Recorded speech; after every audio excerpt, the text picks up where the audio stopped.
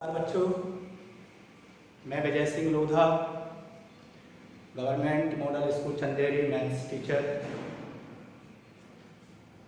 आज आपके सामने इस कोविड-19 के संकट के समय में पढ़ाई से संबंधित बहुत सारी समस्याएं हैं। आपको घबराहट हो रही होगी कि हम कैसे पढ़ें। हमारा 10th क्लास है, हम अपनी परीक्षा में कैसे अच्छे मार्क्स प्राप्त करेंगे, इस बात की घबराहट स्वाभाविक है कि आपके मन में हो रही होगी। आप चिंतित होंगे। इसीलिए आज मैं एक मैथ्स 10th और चैप्टर 1 वास्तविक संख्याओं से संबंधित एक वीडियो लेकर आपके सामने उपस्थित हुआ हूँ। जैसा कि आप जानते हैं कि वास्तविक संख्याएं प्रीवियस क्लास 9th में आपने संख्या पद्धति को भली भांति पढ़ा होगा। संख्याओं के बारे में पूरा नॉलेज आपने प्राप्त किया होगा। संख्या पद्धति मीन्स संख्याओं को लिखने की एक पद्धति जिसे हम नंबर सिस्टम भी बोलते हैं, उसका अध्ययन आपने प्रीवियस क्लास में कर लिया है। उसी के आगे हम आज यहाँ पर अध्ययन करेंगे वास्तविक संख्याओं के बारे में, मीन्स रियल नंबर्स के बारे में। किसी भी सब्जेक्ट को अच्छे से समझने के लिए हमें उस सब्जेक्ट के जिस टॉपिक को लेना है उसकी भूमिका मतलब प्रस्तावना मीन्स इंट्रोडक्शन को आपको अच्छे से समझना चाहिए, जिससे आपको चैप्टर के जितने भी एक्सरसाइज है उनको सॉल्व करने में बहुत मदद मिलती है और मिलेगी। आपने देखा है कि वास्तविक संख्याएं है क्या। तो वास्तविक संख्याओं को जानने से पहले आपको जानना पड़ेगा परिमेय संख्याएं और अपरिमेय संख्याएं क्या है।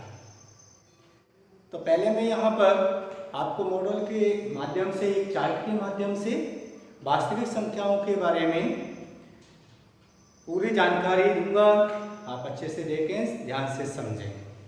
वास्तविक संख्या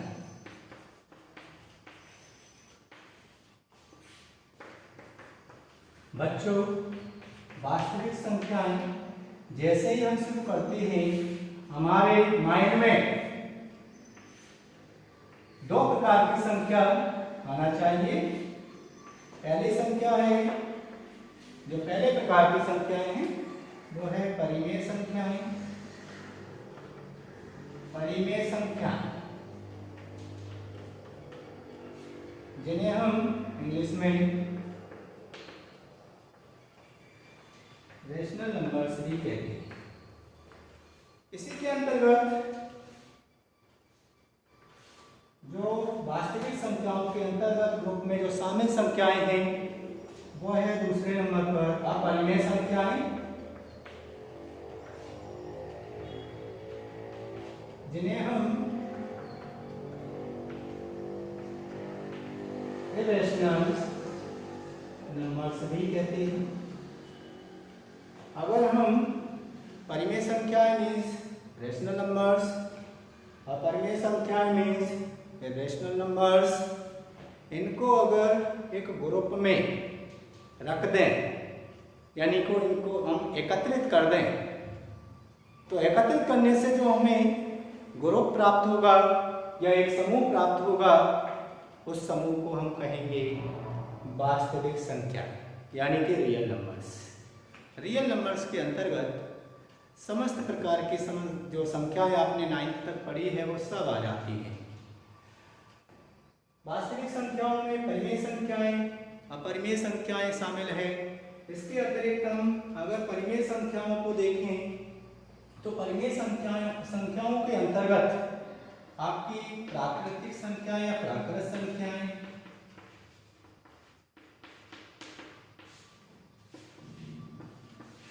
पूर्ण संख्याएं,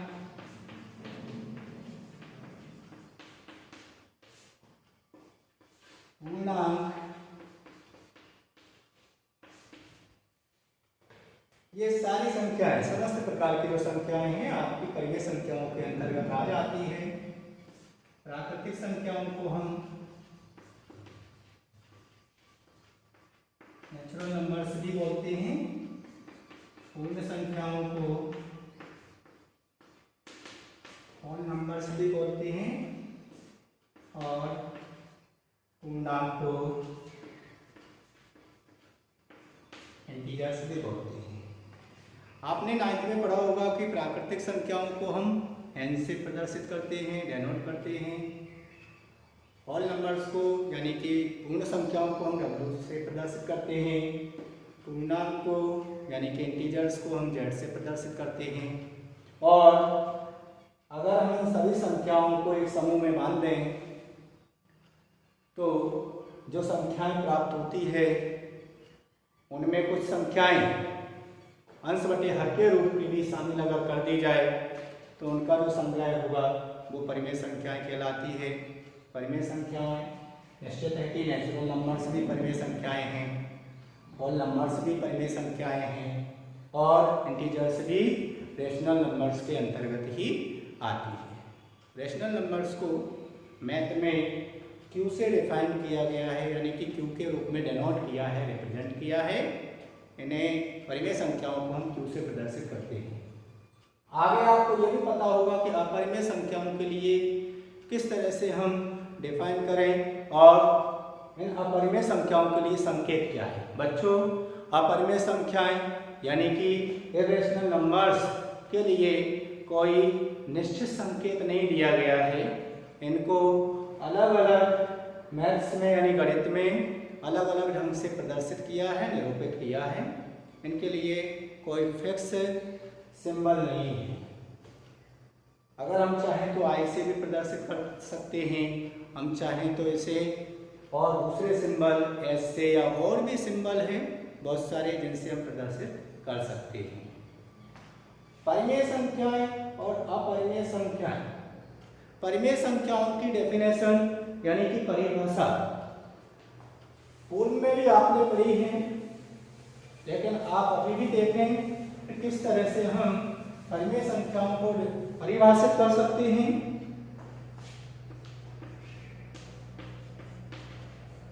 परिमेय संख्या मीन्स रेशनल नंबर्स। इसको परिभाषित करना है। मैथ में आपने प्रीवियस क्लासों में इसकी परिभाषा पढ़ी होगी, देखी होगी कि एक संख्या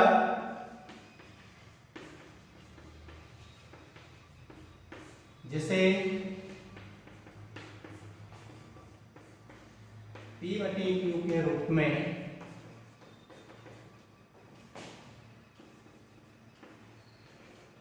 व्यक्त किया जा सके, परिमेय संख्या कहलाती है।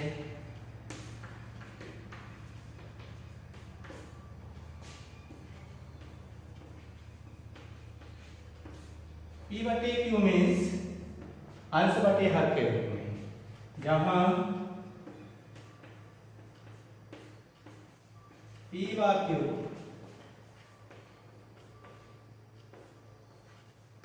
पूर्णांक है तथा q का मान 0 नहीं है।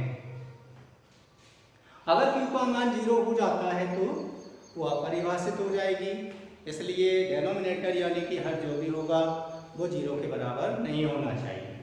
p और q की जगह हम कोई से भी इंटीजर्स या पूर्णांक संख्याएं ले सकते हैं।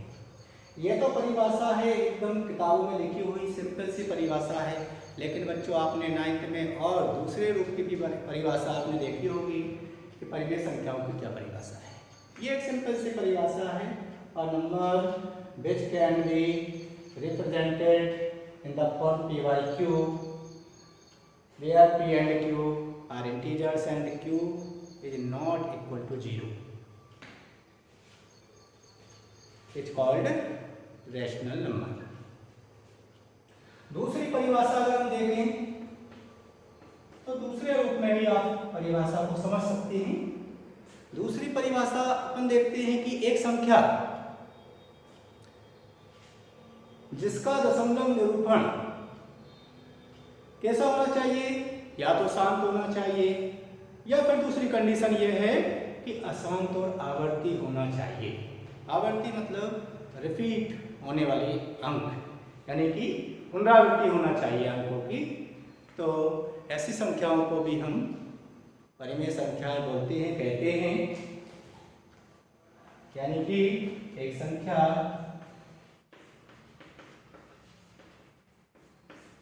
जिसका दशमलव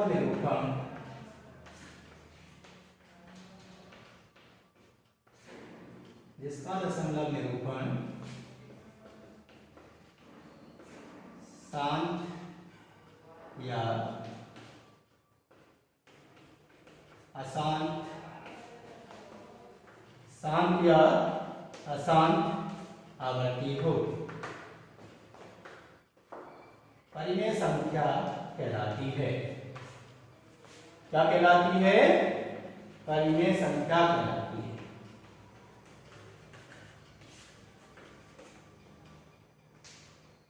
A number whose decimal expansion is terminating or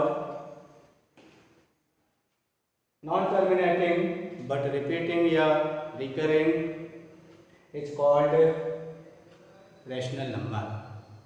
उदाहरण भी हम ले सकते हैं, जैसे कि 1/3। उदाहरण के रूप में अगर हम देखें 1/3 एक रेशनल नंबर है, 2/5 एक रेशनल नंबर है, और भी अगर एक को भी लें तो ये भी रेशनल नंबर है, क्योंकि इसे अंश बटे हर के रूप में हम व्यक्त कर सकते हैं। अपरिमेय संख्याएं क्या है? अपरिमेय संख्याओं की जो परिभाषा है वो अपरिमेय संख्याएं, इसी से भी अगर हम देखें तो एक संख्या जिसे P बटे Q के रूप में व्यक्त नहीं किया जा सके, एक ऐसी संख्या जिसे P बटे Q के रूप में निरूपित ना किया जा सके, उसे हम अपरिमेय संख्या कहते हैं।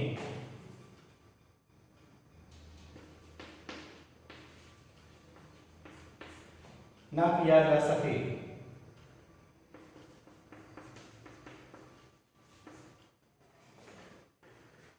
अपरिमेय संख्या कहलाती है।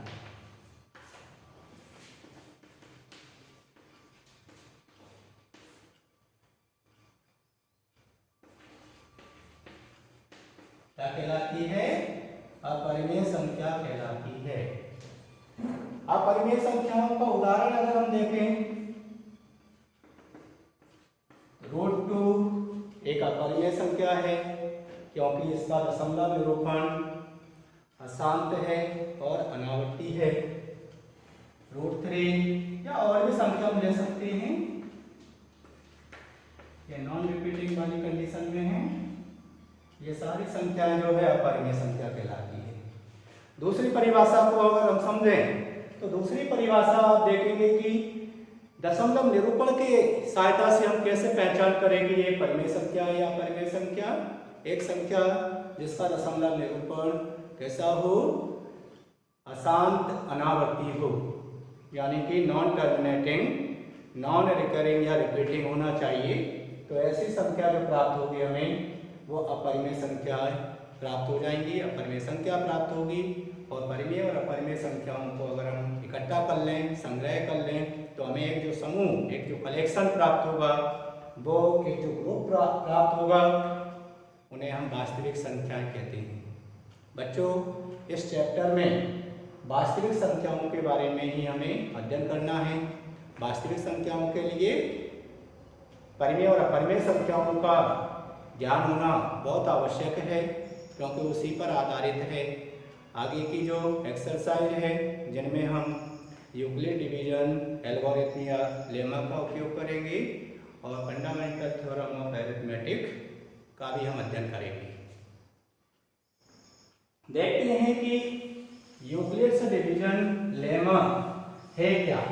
यूक्लिड्स जो डिवीजन लेमा है वो निश्चित एक विभाज्यता पर आधारित है, एक लॉन्ग डिवीजन प्रोसेस पर बिल्कुल आधारित है। इसमें हम अध्ययन करेंगे यूक्लिड्स डिवीजन लेमा, जिसका संबंध आप ये मान सकते हो कि लॉन्ग डिवीजन प्रोसेस से। लॉन्ग डिवीजन प्रोसेस यानी कि लंबी विभाजन प्रक्रिया, जिसका अध्ययन आपने प्रीवियस क्लासों में यानी कि कक्षाओं में किया है कि किस तरह से हम लंबी विभाजन प्रक्रिया के आधार पर किसी भी एक संख्या में बड़ी संख्या में छोटी संख्या से भाग देने पर उसका भागफल और शेषफल प्राप्त करते हैं, और अपने आंसर की जांच करने के लिए भाज्य बराबर भाजक इनटू भागफल प्लस शेषफल, इस सूत्र का उपयोग करते हैं और जिसकी सहायता से हम अपनी लॉन्ग डिवीजन प्रोसेस या लॉन्ग डिवीजन मेथड से जो हमने किसी सवाल को सिंप्लीफाई किया है उसके उत्तर पर हम जांच कर सकते हैं। इसको अगर इंग्लिश में भी लिख सकते हैं,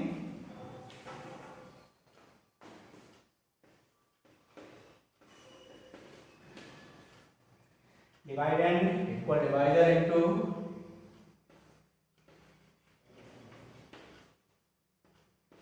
लूसेंट प्लस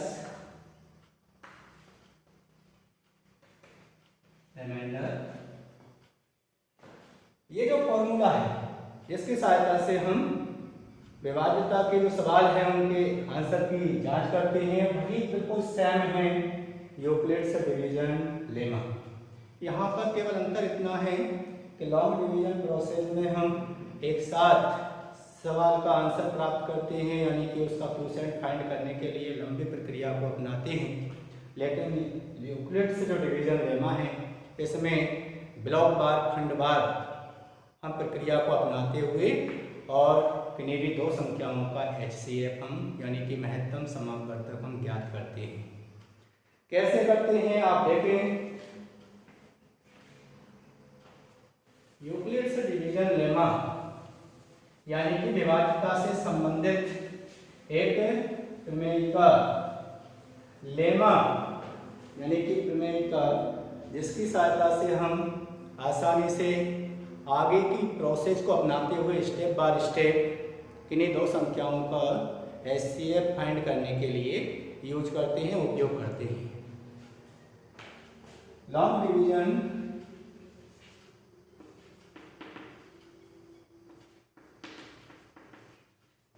प्रोसेस आप देखें कि जैसे कि हमने 225 में अगर डिवाइड किया है 135 यानी 135 से, तो 135 से एक बार यहाँ पर भाग जा रहा है, इसको सब्ट्रैक्ट करेंगे तो 0, 9 और यहाँ पर कुछ नहीं बचा। आगे बढ़े, लॉन्ग डिवीजन मेथड को अगर हम यूज कर रहे हैं तो यहाँ पर अब हमारा जो डिवाइडेंड होगा वो 135 होगा और जो डिवाइडर होगा वो 90 होगा। 1 बार फिर से भाग जा रहा है, डिवाइड हो रही है संख्या, आप देखेंगे कि यहाँ पर 45 बचा है। यहाँ क्या एक साथ लॉन्ग डिवीजन प्रोसेस चल रही है। यहाँ पर फिर से हम इसको यूज करेंगे, आगे बता देता हूँ यहाँ पर 45 हमारा डिवाइडेंड अब इस कंडीशन में 90 हो गया है और डिवाइडर 45 है। डिवाइड करेंगे तो 2 बार डिवाइड करने पर 90 प्राप्त होगा हमें और यहाँ पर 0 बचेगा। तो ये लॉन्ग डिवीजन प्रोसेस के द्वारा हम दो संख्याओं का यानी कि 225 और 135 का महत्तम समापवर्तक यानी कि HCF हम फाइंड कर रहे हैं। जब रिमाइंडर 0 आ जाता है और जिस डिवाइजर्स के द्वारा ये रिमाइंडर 0 आ रहा है वही जो डिवाइजर है, इस स्थिति में इस स्टेज पर 45 जो डिवाइजर है वही इन दोनों संख्याओं का HCF होगा। ये तो है क्या, लॉन्ग डिवीजन प्रोसेस। लेकिन लॉन्ग डिवीजन प्रोसेस को और आसान करके यूक्लिड ने यूक्लिड्स डिवीजन लेमा या एल्गोरिथ्म का उपयोग किया है। एल्गोरिथ्म शब्द आपके लिए एक नया शब्द होगा। एल्गोरिथ्म शब्द इसलिए नया है कि इससे पहले आपने इसका उपयोग नहीं किया, और अगर किया भी है तो उसको समझा नहीं। यूक्लिड्स डिवीजन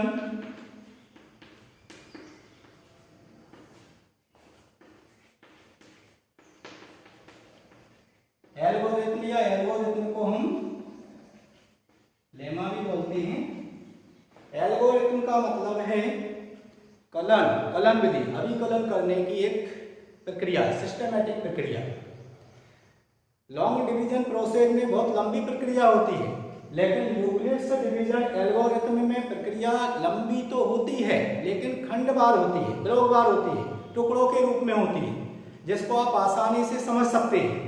किन्हीं दो संख्याओं का, किन्हीं भी दो धनात्मक पूर्णांकों का आप आसानी से HCF निकाल सकते हैं। इसलिए इस प्रक्रिया को यहाँ पर सभी को उपयोग करना है, आपको उपयोग करना है। आपने देखा होगा कि HCF फाइंड करने के लिए, HCF को फाइंड करने के लिए आपने बहुत सारी प्रोसेस यानी कि मेथड्स को अपनाया होगा।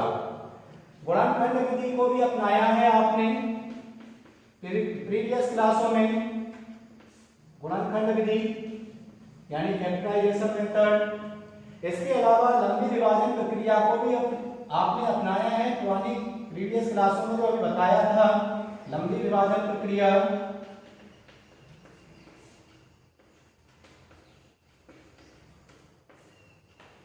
इन विधियों से तो आप HCF फाइंड कर चुके हो, लेकिन जो नया एक टॉपिक आपको मिला है क्लास 10th में वास्तविक संख्याओं में भी धनात्मक पूर्णांकों को लिया गया है।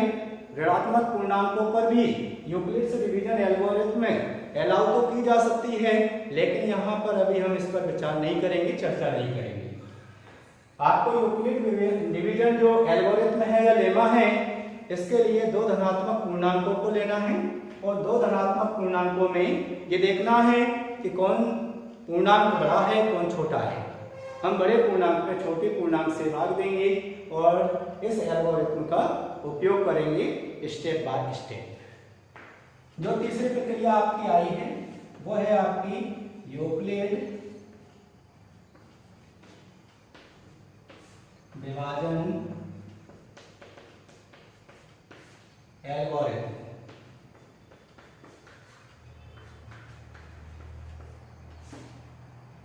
यूक्लिड विभाजन एल्गोरिथ्म जिसकी सहायता से आप बड़ी आसानी से किन्हीं दो धनात्मक पूर्णांकों का HCF फाइंड कर सकते हैं।